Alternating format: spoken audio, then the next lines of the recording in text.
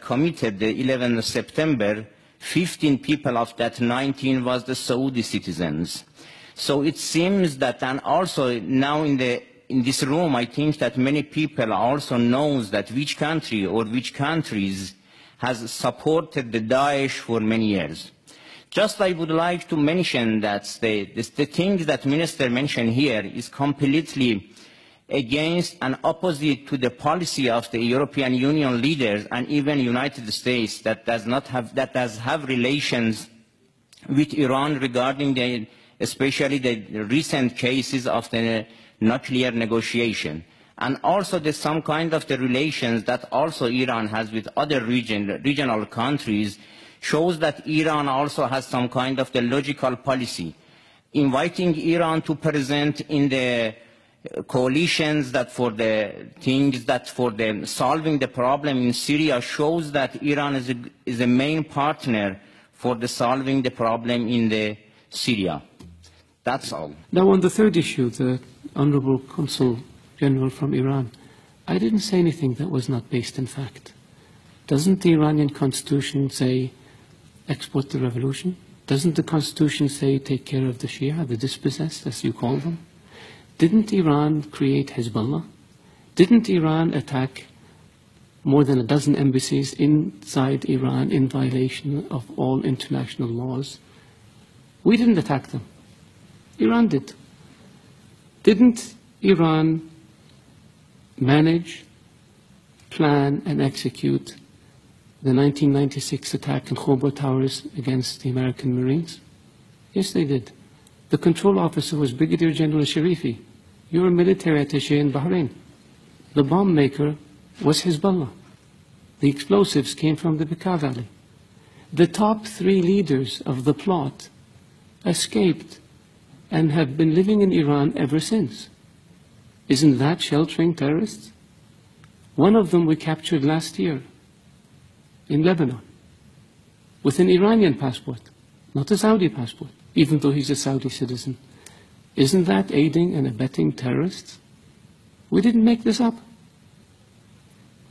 When the explosions in Riyadh happened in 2003, Saif al-Adhan was in Iran along with Saad bin Laden, the chief propaganda person for Al-Qaeda, and 4 or 5 other people, senior leaders. Iran harbored them and protected them. We asked for them to be extradited. It was refused. Some of them are still in Iran. We didn't invent this. This is the fact. The order to blow up 3 housing compounds in Riyadh in 2003 was made by Saif al-Adhan, the chief of Al-Qaeda operations, while he was in Iran. We have the phone conversation on tape. We didn't make this up. Ronald Reagan used to say that facts are stubborn things. They are stubborn because you can't get around the fact. Hezbollah is a terrorist organization. Attacking embassies is very clear. They don't just blow themselves up. Somebody does it. Killing diplomats. Diplomats don't commit suicide by shooting themselves 3 times. Somebody is responsible. Iranian agents have been linked to terrorist attacks in Europe, to terrorist attacks in South America. We didn't make this up. This is the world. This is evidence.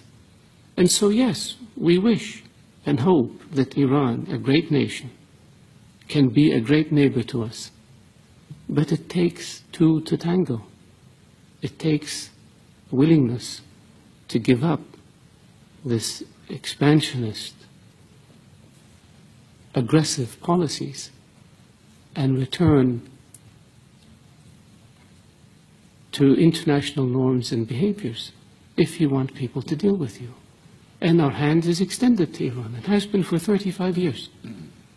But what we get in return are diplomats killed, embassies blown up, terrorists. We have Iranian agents captured in Saudi Arabia for plotting terrorist attacks. We stopped 4 shipments of weapons that Iran was trying to smuggle to the Houthis in Yemen.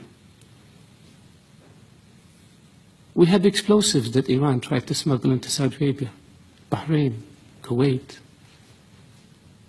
This is not fiction. And this is not child's play. This is aggressive behavior. This is unacceptable behavior. This is behavior that violates all norms of international behavior and international law. That's why Iran is designated as a state sponsor of terrorism, and that's why Iran is sanctioned for its support of terrorism, not by us, by the international community. So could it be that the whole world is wrong and Iran is right? Could it be that maybe international law that says peaceful relations and non-interference in the affairs of others is wrong, and Iran's approach of aggressively pursuing your objective, irrespective of how you do it, is correct? I don't think so. So if you want a Saudi official to not be critical of Iran, behave in a way that doesn't expose you to criticism. And so far, your history has been one of death and destruction, disregard for international law, and disregard for principles that have existed since the advent of nations, which is good neighborliness and non-interference in the affairs of others.